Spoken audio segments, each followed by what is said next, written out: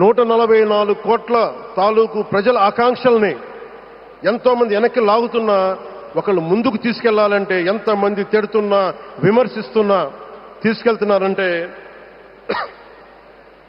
ఒకే ఒక్క నాయకుడు ప్రధానమంత్రి శ్రీ నరేంద్ర మోదీ గారు. నేను ఎందుకు తపన పడ్డాను, నేను అలయన్స్ కోసం ఎందుకు తపన పడ్డాను, మీ నాయకత్వం మాకు కావాలి ఎందుకు తపన పడ్డానంటే ఈరోజు ఎయిర్పోర్ట్ ఆపేశారు.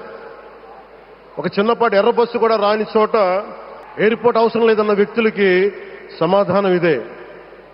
ఇన్ని వేల మందికి ఇన్ని వేల కోట్ల పెట్టుబడి వచ్చింది అంటే ఆశీస్సులు కావాలంటే దేశం కోసం నిలబడే నాయకుడికి మన అండగా ఉంటే ఏం జరుగుద్దంటానికే ఈ భోగాపురం ఎయిర్పోర్ట్ ఈరోజు ప్రారంభోత్సవం నిలువెత్తున్న నిదర్శనం.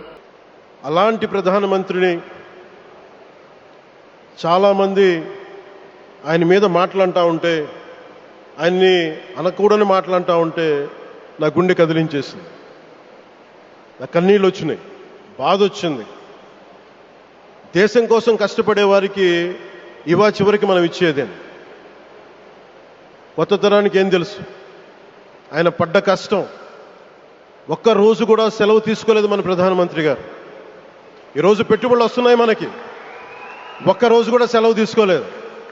శత్రు దేశాలు, మన అభివృద్ధికి ఈర్ష్యపడే పశ్చిమ దేశాలు, వీటన్నిటినీ తట్టుకొని ఒకవైపు విదేశాల్లో ఉండే శత్రువులతో పోరాడాలి, దేశాన్ని అభివృద్ధి పదంలో తీసుకెళ్దామంటే అంతర్గత శత్రువులతో పోరాడాలి.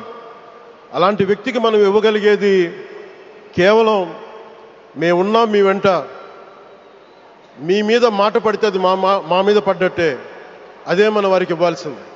25 సంవత్సరాలు లోబడి ఉన్న పిల్లలున్న ప్రతి ఒక్కరికి కూడా నేను ఈ సందర్భంగా తెలియజేస్తున్నాను, పిల్లల్ని సరైన దారిలో పెట్టడం, సరైన సంస్కారాలు నేర్పించడం చాలా చాలా అవసరం. ఈరోజు పొద్దున్నే ప్రధానమంత్రి గారి స్టేట్మెంట్ చూశాను. ఆయన తిట్టిన ఎన్ని దూషించారో వారిని కూడా పెద్ద మనసుతోటి క్షమించారు ఆయన. అలాంటి ప్రధానమంత్రి గారికి మీ పాదాలకు నేను నమస్కారం తెలియజేస్తున్నాను.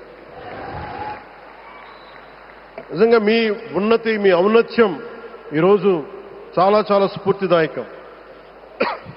భారతదేశం మీ అందరికీ కూడా, ప్రజలందరికీ కూడా, ఆంధ్రప్రదేశ్ ప్రజలందరికీ కూడా, దేశ ప్రజలందరికీ కూడా ఒక నాయకుడి కష్టాన్ని మనం వెంటనే గుర్తించలేం. ఆయన ఎంత తపన పడుతున్నారు. ఒక కుటుంబాన్ని నడపడం ఎంత కష్టపడుతున్నాం, 140 కోట్ల మంది ప్రజలు నడపడం ఎంత ఆషామాషి వ్యవహారం కాదు.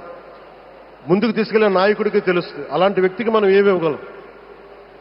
దేశాన్ని నడిపించడం అంటే రామకార్యం లాంటిది. హనుమంతుడు లంకకు లంఘించినప్పుడు అనేక అవంతరాలు వచ్చినాయి, అనేక అడ్డంకులు వచ్చినాయి. రామకార్యం చాలా గొప్పది. అలాగే ఈరోజు ప్రధానమంత్రి గారు దేశాన్ని ముందుకు నడిపించేది బృహత్ కార్యం, చాలా మహాకార్యం అది. అలాంటి వ్యక్తికి మనం ఇవ్వగలిగేది, హనుమంతుడికి మనం ఏమి ఇవ్వగలం? నువ్వెంత గొప్పగా లంఘించావు, ఎంత కష్టపడ్డావు. ఏ దేవతకైనా ఇవ్వాల్సిన స్తుతే. వాళ్ళు మన నుంచి ఏమి కోరుకోరు. ఒక తల్లిదండ్రులకి మనం ఏం కోరుకోరు, అమ్మ నువ్వు మా కోసం కష్టపడ్డావు, నాన్న నువ్వు మా కోసం కష్టపడ్డావు అని.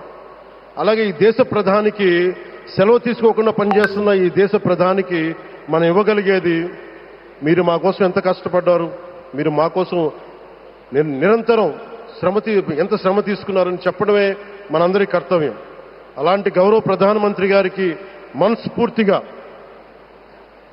మీరు అనుకున్నంత కాలం అధికారం మీరు వద్దంటే వదలాలి, కానీ అధికారం మీ చేతుల్లోనే ఉంటుంది. దానికి మేమందరం నిరంతర కృషి చేస్తామని తెలియజేసుకుంటూ, భారతమాత ముద్దుబిడ్డ మన ప్రధానమంత్రి నరేంద్ర మోదీ గారికి ధన్యవాదాలు తెలుపుకుంటూ, ఒక్కసారి ఆయనకి ఇవ్వగలిగేది భారత్ మాతకి జేజేలు చెప్పుకుంటూ సెలవు తీసుకున్నాను.